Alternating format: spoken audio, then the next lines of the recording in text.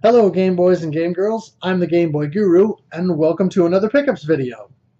I'm first going to start by telling you what I didn't grab and then we'll go into the couple of things that I grabbed and the different stores I went to. So first things first, there are two Goodwill locations near where I live, or relatively near, and at the first one there were a couple of games mixed in with the other games that I almost bought, but they weren't really in good shape, so I passed them by. But what I almost bought was a couple of PlayStation Vita games in the box. They had Lego Batman 2 and PlayStation All-Stars Royale. I believe that's how you say that, or what the title is. And I didn't buy those for a couple of reasons. A, I don't have a Vita, or a PlayStation TV for that matter. B, I only just finished the main story campaign of Lego Batman 2 on my PS3 here about 3 or 4 months ago. And C, All-Stars Royale is sort of like Sony's version of Super Smash Brothers, and I've never really got into the Smash Brothers series, even though it's probably fun, but I only recently picked up a copy of Melee, so I'd really like to play that first, since everyone sort of says that's the gold standard. I'd like to play that first and get some experience with that before I branch out into other sort of crazy competitive fighting games. The other thing that I almost picked up at the pawn shop that I frequent is a ColecoVision. Now, for those of you screaming at your computer screens or mobile phones or what have you, thankfully, the pawn shop that I go to, really retro stuff like that doesn't move. It sits on the shelf, so I should be able to pick it up again. I just didn't have the cash this time.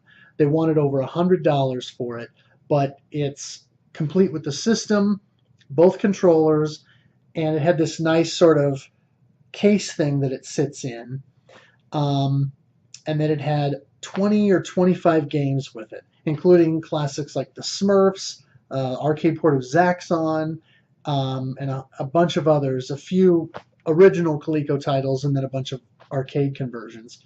I really want to get it, and of course the guy at the pawn shop said, well, I'll make you a good deal, and you can put it on layaway, and I just didn't have the cash. I didn't want to commit to that at that point.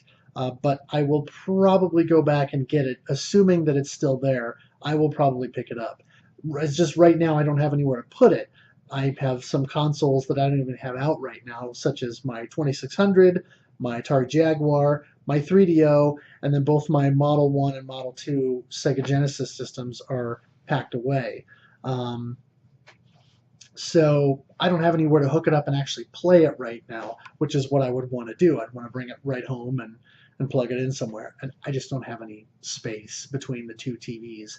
So if I go and grab it, it'll immediately get relegated to the basement until I can find a way to get it hooked up somewhere. So I decided not to get it, because just in case somebody else is really hankering for a ColecoVision, I'll probably end up buying one eventually, or stumbling across another one in the wild at some point. So I'm going to start with, even though it was my second stop, or my third stop technically for the day, I'm going to start with the pawn shop where I passed up on the ColecoVision, because I picked up a couple things there. So first, I got a couple of PlayStation 2 games. One of those is Super Trucks Racing. All sorts of weird and obscure games on the PS2, including a ton of racing games. It was a very popular system for racing titles of all shapes and sizes. So of course it's complete. I only buy complete games from the pawn shop, and the disc is in decent shape. It's got some light surface scratches, but it should play. And of course this is one of the blue discs, which I think means that it's a DVD-based game, or maybe that's a CD-based game. I don't remember. Anyway, could be interesting. Trucks racing, which seems kind of weird that you would take an 18-wheeler or a semi-truck racing, but hey, why not? And I got a racing wheel, so I'll give it a try. Next is AMF Extreme Bowling. Funny thing about this is they actually had a copy of this at the first Goodwill that I went to as well, but it wasn't complete and it was a little beat up. So when I saw this at the pawn shop, complete and in relatively good shape, I decided to go ahead and pick it up. Now, I don't think that there's pretty much anything out there that beats Wii Bowling in terms of sheer fun factor and the ability to control the experience, but I'm willing to give it a shot, so why not?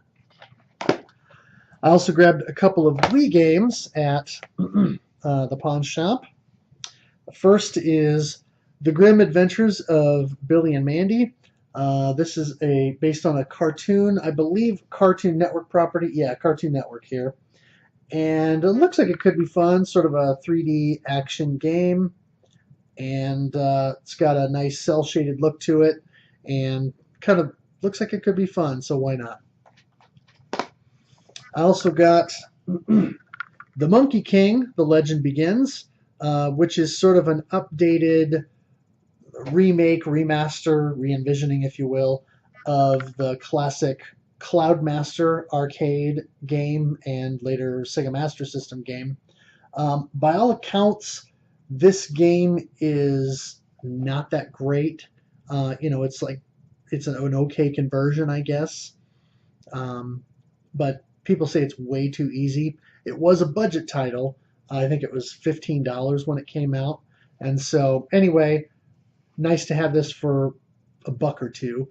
And also brings me, I think, to one left that I have of North American releases to complete my Wii shoot 'em up collection. There aren't that many shooters on the Wii. There's Monkey King, Saint, which I don't have yet, and then there's the Ultimate Shooting Collection, Ocean Commander, and Blastworks, I think. If there are any others, leave me a message in the comments, because those 5, I think, are the only ones I'm aware of that are traditional shoot 'em ups, standalone physical releases. So look forward to at least checking this one out. And finally, at the pawn shop, I picked up one GameCube game, and that is Extreme G3, or Extreme G Racing 3. Glad to have this. It's complete, which is great. It's in really good shape.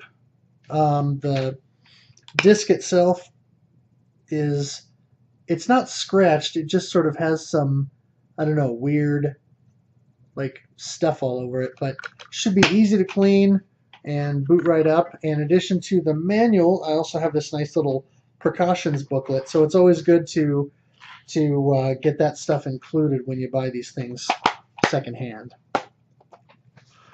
All right, on to Goodwill number 2, where I actually did pick up some stuff. They had a ton of original PlayStation games, and they do that once in a while. They'll just put out a flood of original PlayStation games, and the nice thing is, even though the Goodwills in my area charge a flat rate for their video games, PlayStation games, because they're so old, they charge the same price as a music CD.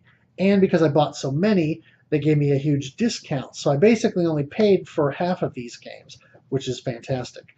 So first up, a game that has one of the most interesting titles of any PlayStation game that I can think of, and that is snowboarding. Really exciting, huh? This is by AgeTech or Agatech, A1 Games, and it's probably not anywhere near as good as something like Cool Borders, which I have a couple of the Cool Borders games and have played before. The guitarist in the band I was in for a couple of years, many moons ago, was a huge Cool Borders 3 fan and really dug that game. So anyway, this could be fun for a few minutes. Lots of these obscure PlayStation titles that I've never heard of. This is Burstrick Wakeboarding.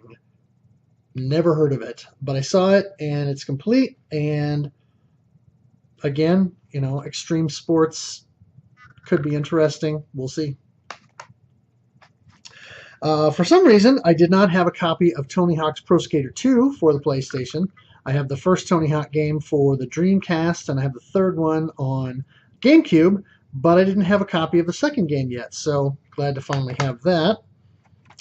I also have Matt Hoffman's Pro BMX, and this is kind of in the same vein as the Tony Hawk games. As you can see, the similarity in the logos and artwork and everything, and so that may be fun. Also have Razor Racing, Razor being of course the Razor scooters. I actually owned one for a little bit, but at the time I bought it I was an adult, and it was a kid's scooter that I bought instead of buying one that was meant for an adult. And so I exceeded the weight limit by quite a bit at the time. So that didn't work out very well. But I can live vicariously with this game. There's also a very long titled game, No Fear Downhill Mountain Bike Racing. This actually looks like it would be fun. I've never been a huge racing game fan, but I kind of like stuff like this that's, you know, semi-realistic, but then like on the back here there's a screenshot of this one here that's downhill and it's in the snow, which should be fun. We'll see if they included some realistic physics or realistic, you know, being on the snow and making that a little bit more slippery. But yeah, could be fun. I also picked up some vehicle racing, not just extreme sports type racing. I got turboprop racing, which similar to Hydro Thunder sort of a thing, so that should be good. V-Rally 2 Need for Speed. I don't know if this is related to the actual Need for Speed series or if somehow they snuck that in. It's made by EA and it does have a trademark symbol next to Need for Speed, so I'm assuming it's an offshoot of the official Need for Speed games, but why not? And I also got Wipeout XL. I've started to get a few of the Wipeout games. I have the first one. I've got Wipeout 3, I think. And then I've got both PSP games. And now I have Wipeout XL. We'll give that a try. And in the non-racing and sports game categories, Tetris Plus, Greatest Hits Edition. So now I've got...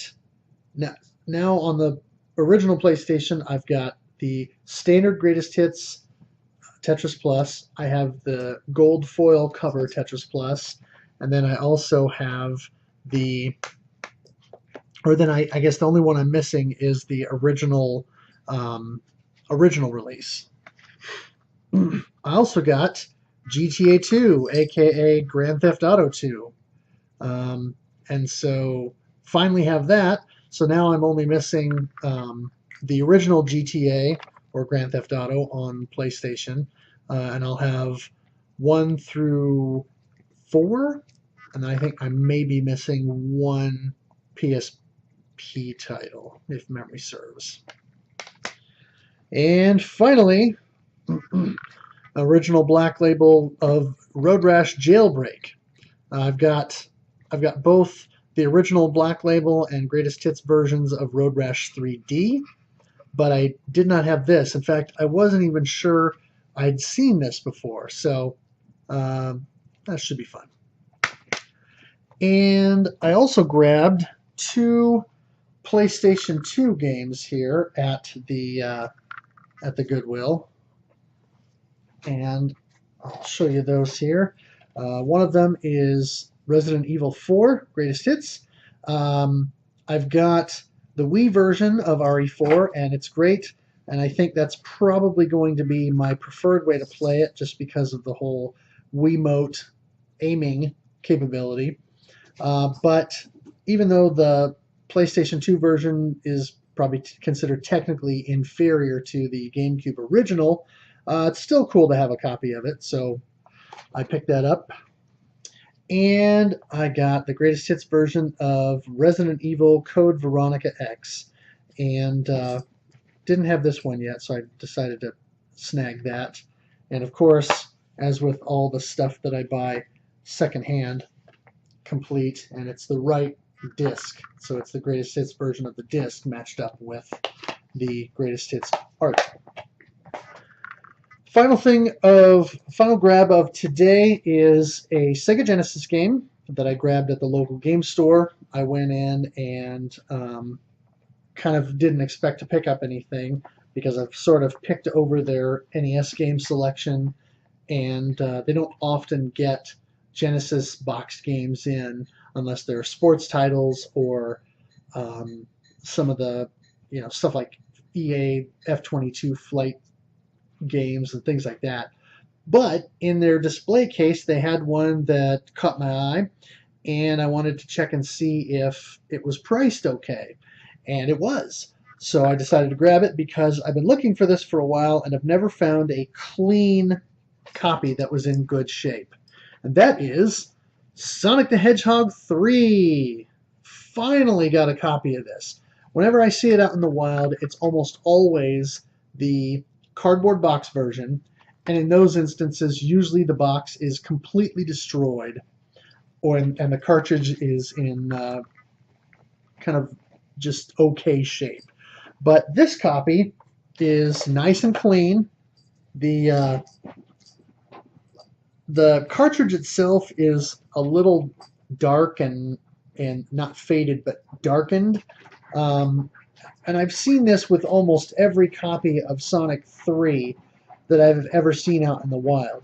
So I don't know if this is indicative of just every person that's owned it that I've seen has treated it poorly or what, or if it's just when they printed these labels, they used maybe they had a run of less than great stock.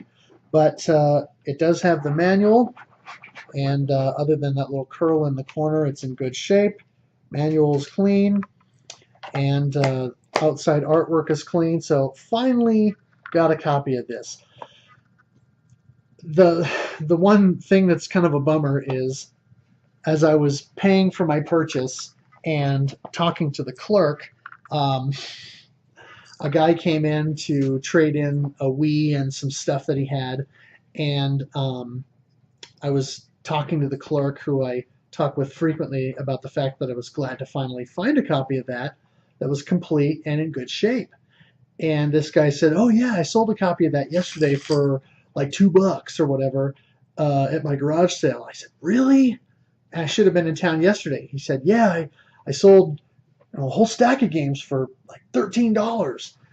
And I guess he had a whole bunch of complete Sega Genesis games. So I missed out. But I still felt good about getting a nice copy of Sonic 3 that I can finally play on the original hardware. Now I have the ability to play Sonic 3 via Sonic's Ultimate Genesis Collection on PS3, the Genesis Collection on PS2 or PSP if I'm not mistaken, and the Sonic Gems Collection. But there's nothing like having the original game to play on original hardware, or in my case, a JVC Xi, which is what I've got hooked up to my main TV right now. So I will definitely be giving that a whirl. That's all I have for today. Thank you for watching, and as always, thanks for playing, and game on.